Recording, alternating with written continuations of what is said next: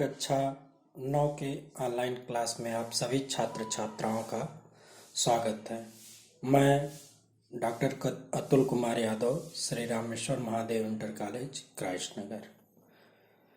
आज हम प्रताप नारायण मिश्र द्वारा रचित बात निबंध पर चर्चा करेंगे। प्रताप नारायण मिश्र का यह प्रमुख निबंध है जो विचारात्मक शैली में लिखा गया है। इसमें उन्होंने बात के स्वरूप, बात का क्या अर्थ है, बात का हमारे जीवन में क्या महत्व है, इन सब पर गंभीर रूप से अपने विचार दिए हैं। जिस प्रकार आचार्य रामचंद्र शुक्ल मित्रता जैसा गंभीर निबंध लिखते हैं और मित्रता के स्वरूप पर, मित्रता के महत्व पर अपनी बातों को रखते हैं, उसी प्रकार आपके भारतेंदु युगीन प्रमुख लेखक प्रताप नारायण मिश्र भी विचारात्मक शैली में बात के स्वरूप के महत्व की चर्चा करते हैं। सर्वप्रथम इस निबंध का प्रारंभ ही प्रताप नारायण मिश्र यह कहते हैं कि यदि हम वैद्य होते तो कफ और पित्त की सहवर्ती बात करते, और अगर हम भूगोल वेत्ता होते तो जलवात का वर्णन करते, अर्थात जलवायु का वर्णन करते। हम सभी ये जानते हैं कि एक वैद्य जो आयुर्वेद से जुड़ा हुआ होता है वो अपना इलाज कफ, वात, पित्त के आधार पर करता है। तो प्रताप नारायण मिश्र ये कह रहे हैं कि अगर मैं वैद्य होता तो कफ और पित्त की बात करता, यानी कि अगर मैं एक आयुर्वेदिक चिकित्सक होता तो कफ और पित्त से जुड़े विषयों पर मैं बात करता। अगर मैं भूगोल का जानकार होता तो इस पूरे संसार या पूरे भारत देश के अखंड भूभाग के जलवायु की बात करता। लेकिन मैं इन सौभाग्य से या कहिए दुर्भाग्य से मैं ये दोनों नहीं हूँ। मैं एक साहित्यकार हूँ और इस साहित्यकार होने के नाते ना तो मैं आयुर्वेद पे बात कर सकता हूँ और ना ही मैं भूगोल पे बात कर सकता हूँ। और ये पूरी तरीके से मैं कह सकता हूँ ये मेरा प्रयोजन भी नहीं हो सकता है। हम तो केवल उसी आगे बढ़ते हुए कहते हैं कि हम तो केवल उसी बात से दो चार बातें लिखते हैं जो हमारे तुम्हारे संभाषण के समय मुख से निकल कर परस्पर हृदयस्थ भाव को प्रकाशित करती रहती है।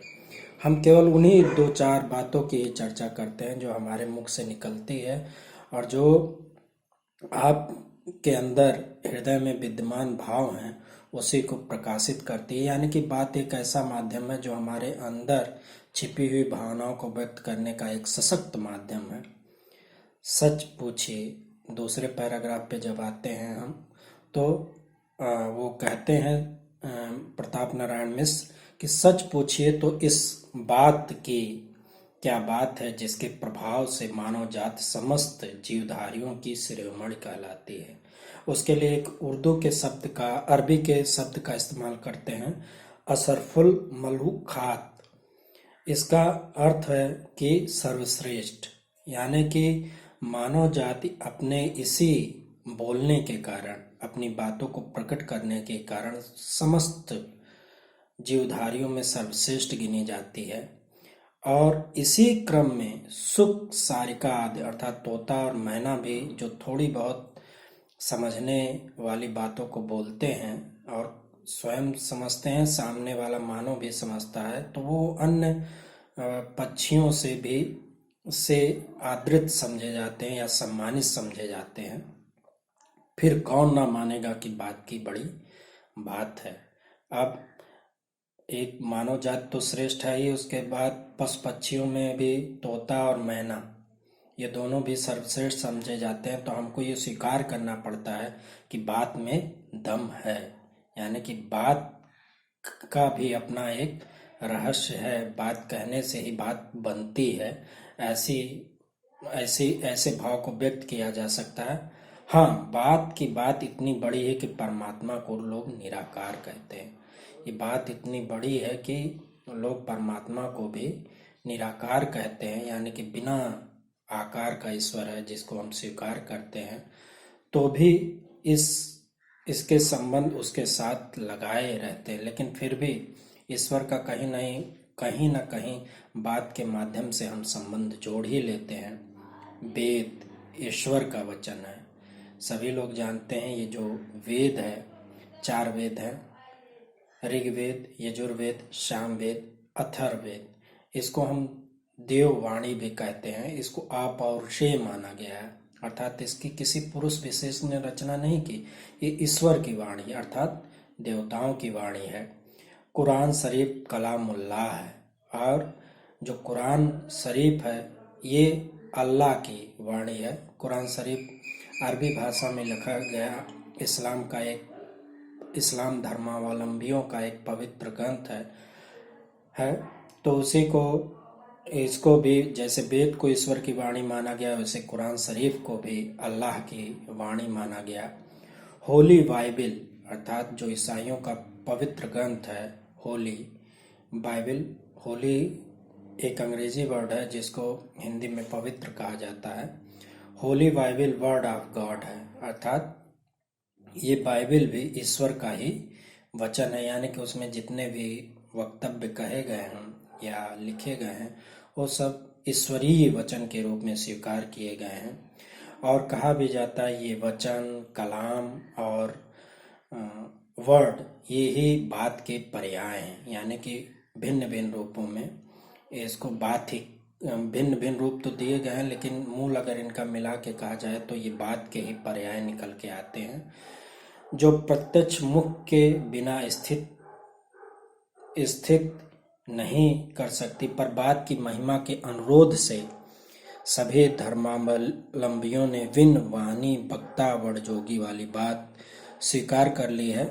तुलसीदास जी कहते हैं, गोस्वामी तुलसीदास जी कहते हैं कि ईश्वर को वाणी विहीन मानते हुए भी श्रेष्ठ वक्ता और महान योगी कहा गया है। श्रेष्ठ वक्ता और महान योगी कहा गया है, यानी कि वो ना तो कुछ उसकी ना तो कोई वाणी हम सुन सकते हैं, वाणी विहीन है, और श्रेष्ठ वक्ता, वाणी विहीन होते हुए भी क्या श्रेष्ठ वक्ता भी है, और महान योगी कहलाता है, जिसके कारण वो महान योगी कहलाता है। फिर वो आगे के क्रम में बताते हुए कहते हैं, ईश्वर को अपाढ़ पादो जवनो ग्रहिता स्वीकार किया गया है, अर्थात वह हाथ पैरों से रहित है पर ग्रहण गमन अपूर्व है। हाथ पैरों से रहित है फिर भी गमन अर्थात चलने और ग्रहण करने में सिद्धहस्त है, और चक्षु और कानों के बिना देख और सुन सकता है। चक्षु और कानों के बिना वह देख और सुन सकता है। अब कुछ लोग ये भी हट करते हुए कह सकते हैं कि हम लूले लंगड़े ईश्वर को नहीं मान सकते हैं, यानी कि अब जो ये कह रहे हैं कि बिना पैर के, बिना हाथ के और पैर के ग्रहण भी कर सकता है, चल भी सकता है, और नेत्र नहीं है, कान नहीं है, उसके बावजूद भी वह देख और सुन सकता है। तो बहुत से लोग ऐसे भी हैं जो कह सकते हैं कि ऐसे हम लूले लंगड़े ईश्वर के अस्तित्व को हम स्वीकार नहीं कर सकते हैं। हमारा प्यारा तो कोट काम सुंदर श्याम वर्ण विशिष्ट है। हमारा तो यही जो व्यक्ति का अस्तित्व वही मूल है, ईश्वर का तो कोई अस्तित्व नहीं है। निराकार शब्द का अर्थ श्री शालिग्राम शिला से है। अगर हम निराकार बिना किसी आकार की ईश्वर के निराकार की बात करते हैं तो उसको हम जोड़ सकते हैं कि ईश्वर का भी अपना एक आकार है, जिसको हम शालिग्राम शिला के रूप में देख सकते हैं, जो जल के प्रवाह में रगड़ रगड़ कर एक सुंदर आकृति ले लेता है जो काले रंग का होता है। और आँख जब हम उस मूंदते हैं या जब हम उसकी पूजा करते हैं और जब हम अपनी आँखों को बंद कर देते हैं तो वही निराकार ईश्वर जो काले रंग में है शिलाग्राम के रूप में, वही हमको विशिष्ट रूप में दिखाई देता है। सिद्धांत यह है कि रंग रूप रहित को सब रंग रंजित एवं अनेक रूप सहित ठहराएंगे, किंतु कानों अथवा प्राणों व दोनों को प्रेम रस से सिंचित करने वाली उसकी मधुर मनोहर बातों के मजे से अपने को वंचित ना रहने देंगे।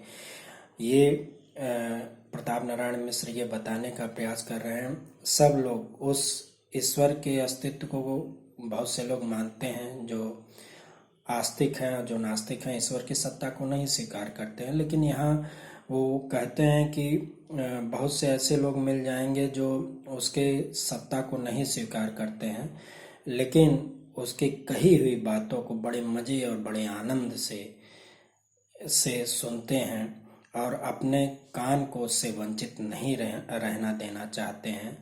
तो ईश्वर का तमाम रूप आकृति भी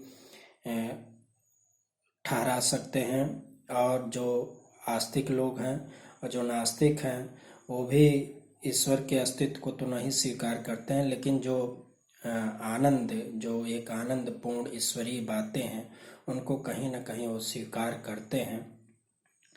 जब दूसरे पैराग्राफ पर हम अब आते हैं, जब परमेश्वर तक बात का प्रभाव पहुंचा तो हमारी कौन बात रही। जब परमेश्वर तक बात का प्रभाव पहुंचा हुआ है तो हमारी कौन बात रही, यानी कि बात का प्रभाव ईश्वर तक है, और तो हम इस ईश्वर के आगे एक तुच्छ मानव जाति हैं। यानी कि उस ईश्वर का इतना विराट स्वरूप है, जब वो बात के प्रभाव से जुड़ा हुआ है तो हम तो एक छोटी सी मानव जाति हैं। हम लोगों के तो गात माही बात करामात है। हम लोगों के गात में ही बात, जिस प्रकार शरीर के लिए प्राणवायु आवश्यक होती है, उसी लिए बातों का अपना एक जादू भी होता है। इस शरीर के लिए वायु अत्यंत आवश्यक है, और उसी प्रकार इस मानव जात के लिए बात का जादू भी अनिवार्य है। नाना शास्त्र, विविध प्रकार के शास्त्रों की जो रचना हुई, पुराण, इतिहास, काव्यकोश, सब बात के ही फैलाव हैं। ये सभी एक बात का ही प्रसार करते हैं, जिनके मध्य एक एक बात ऐसी पाई जाती है कि मन बुद्धि चित्त को अपूर्व दशा में ले जाने वाली, लोक पर लोक में सब बात बनाने वाली है। ये जो विविध प्रकार के शास्त्र हैं, पुराण हैं, काव्यकोश हैं, ये सभी में इतनी अच्छी अच्छी बातें भरी हुई हैं, या इतनी अच्छी बातों का एक प्रकार से समावेश किया गया, जो हमारे मन बुद्धि और चित्त सभी को एक प्रकार से आनंदित करता है, या कह सकते हैं सीधे सीधे हमारे मन बुद्धि और चित्त को निर्मल बनाता है। और ये सब बातें हमें लोक और परलोक जैसी ही लगती हैं, यानी कि वो बातें भी हमको स्वीकार्य रहती हैं। यद्यपि बात का कोई रूप नहीं बतला सकता है, लेकिन कोई बात के रूप या स्वरूप को नहीं बता सकता है। पर बुद्धि दौड़ाइए, अगर हम अपने बुद्धि को दौड़ाते हैं तो ईश्वर की भांति इसके भी अगणित रूप हैं। जिस प्रकार ईश्वर के अगणित अनगिनत रूप इस भारतीय सत्ता में व्याप्त है, बहुत 33 करोड़ देवताओं की एक कल्पना हम करते हैं विविध रूपों में, उसी प्रकार ये बात के भी कई प्रकार हैं। बड़ी बात, छोटी बात, सीधी बात, टेढ़ी बात, खोटी बात, मीठी बात, कड़वी बात, भली बात, बुरी बात, सुहाती बात, लगती बात इत्यादि बात ही तो है। ये सब क्या है? बात के ही एक प्रकार हैं, जो ये व्यक्त करते हैं कि जिस प्रकार ईश्वर विविध रूपों में विद्यमान है, उसी प्रकार बात भी अपने विविध स्वरूपों में विद्यमान है। बड़ी बात, लोग कहते भी हैं कि ये कोई बड़ी बात है क्या? छोटी बात, छोटी छोटी बातें, सीधी बात, कोई बात सीधे ढंग से कह दी जाए, टेढ़ी बात, ये लोग कहते हैं कि ये तुम्हारी ये जो बात है ये टेढ़ी हमको लग रही है। खोटी बात, जिसको बुरी बात भी कह सकते हैं। मीठी बात, कड़वी बात, भली बात, बुरी बात, सुहाती बात, लगती बात इत्यादि बात ही के प्रकार